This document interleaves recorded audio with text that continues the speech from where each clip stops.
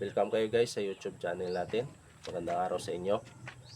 At sasagot na naman tayo ng isang comment doon sa mga nauna nating video. So ito yung comment niya doon.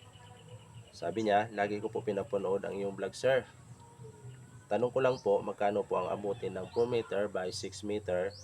May first floor na po. Yung beam na lang po ang gagawin, pang second floor at 6 na poste then roofing. Ang sahig sir, balak ko tubular plywood lang. Salamat po, sana masagot mo sir. So yun yung katanungan niya. Ang gusto niya i-estimate yung beam ng 6 meter by 4 meter, tapos yung poste niya. So hindi naman nabanggit yung hollow block kung estimate pa natin. So yung estimate lang natin yung poste at saka yung beam ng 4 meter by 6 meter na second floor niya. So ang tip ko lang, kung anong existing na bakal dyan sa kulo mo, sa mga poste mo, tutuloy mo lang siya. So kung 6 na 12mm yung ginamit dyan, pwede mo siya i-adjust sa 4 na 10mm na 4 na 12mm sa taas. So kung 6 naman na 10mm ang ginamit sa poste mo sa baba, sa second floor mo, adjust mo lang siya sa 4 na 10mm para medyo makatipid ka. Okay lang yan kasi yung sahig mo is tubular lang at plywood, hindi ka naman mag-slab. So estimate na natin. Okay, unahin natin yung tie beam. So ang tie beam natin, kailangan natin ng 10mm na main bar. So 6 na piraso. 6 na piraso na main bar ang gagamitin natin sa tie beam na 10mm. So ang total 21 pieces 10mm ang kailangan mo. So presyohan na natin para mabilis tayo. 140 yung isa niyan, so 2,184. Yung stirrup mo para sa tie beam mo is 9mm lang ang gagamitin mo. So 17 pieces na 9mm. 90 pesos yung presyo niyan. So depende yan sa lugar nyo. Pero dito 90. Adjust nyo na lang kung magkano yung presyo dyan sa inyo. So 1,530. Okay. So dito na tayo sa bakal na gamitin mo sa poste mo. So sinasabi ko na kung ano existing yan, tuloy mo lang. Kung 12 lang na itutuloy mo sa taas. Kung 10 sa baba, so 10 din itutuloy mo sa taas. So ganun yung ginawa ko dito. 4 pieces lang na 10mm main bar sa bawat kolom. So ang total niyan 13 pieces na 10mm.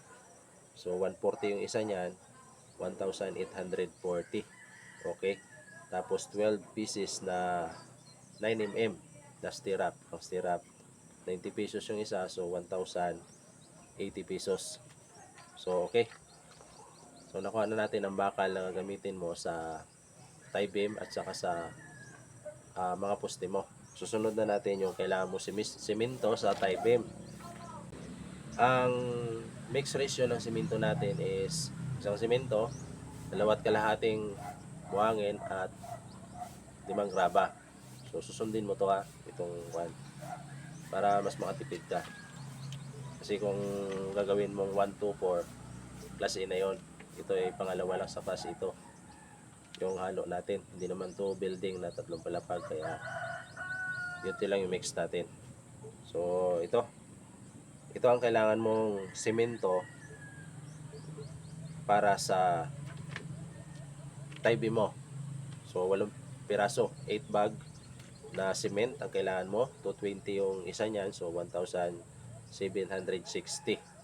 Okay. So dito na tayo sa semento na gagamitin mo para sa mga poste mo. Diyan sa 6 mo na poste. So 7 bag na semento ang kailangan mo sa 6 mo na poste.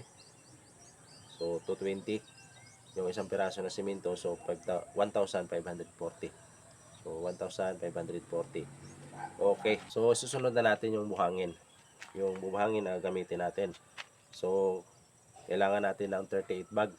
So alanganin to sa isang cubic at kalahati. Kasi yung isang cubic is 35 bag. 35 sako yung isang cubic. So 1 cubic lang yung bilhin natin. So 35 bag yun. Dagdag ka na lang ng 2 sako, bilhin mo na lang per sako. So 900 yung isang cubic. So, yung kraba natin is 75 bag. So, dalawang cubic to automatic, 1,200. Yung isang cubic, so 2,400 yan. So, pag tinutal natin yan, yung nakuha natin ang mga presyo magmula sa rebar, sa simento, sa sand, sa gravel, mga 15,200 yan. So, double check mo na lang kung sakto to yung tinutal ko. Andiyan naman yung lahat ng mga presyo. So, double check mo na lang. So, hindi dito kasali yung hollow block yung nabanggit kasi yung estimate mo is poste lang at saka tie beam.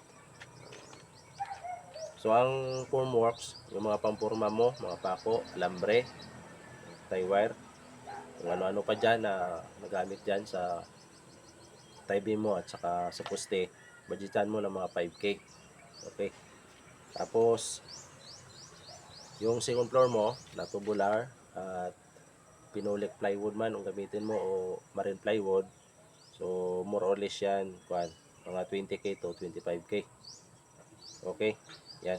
Kasama na yung hagdan dyan o angular. So, ang gamit mo dyan is 2x4 na tubular, 2x2 na tubular, 2x2 na angular bar, plywood. So, 20 to 25K. Sa tansya ko yan, kaya more or less yan kasi depende yan sa materials na ginamit, sa kapal at sa presyo, depende rin sa lugar.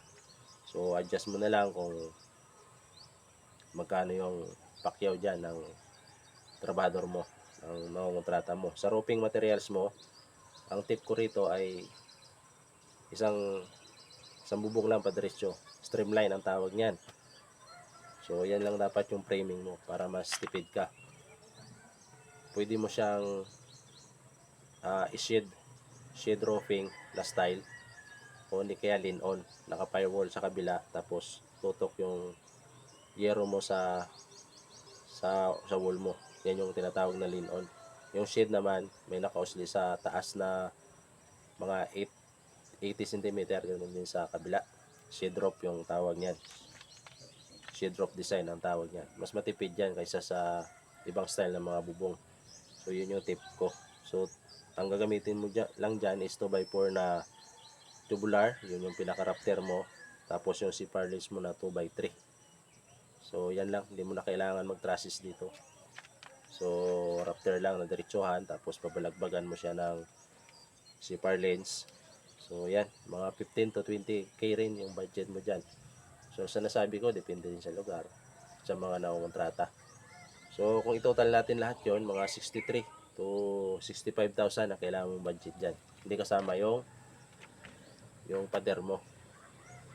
Tsaka hindi rin kasama yung labor. So, more or less to yung estimate natin. Kung mas mura sana yung mga materials dyan sa inyo, mas maganda yan. Tsaka kung mas mura yung mga makuha mong kontraktor, mga mamamakyaw, so bababa pa yung estimate natin. So, ayan, 63 to 65K ang kailangan mong budget dyan sa pinaplano mo na second floor na wala pang tie beam, wala pang poste, tapos tubular ang second floor mo, plywood na marine, saka siyempre maghahagdan ka dyan. So ayan, yan ang kailangan mong budget. Okay.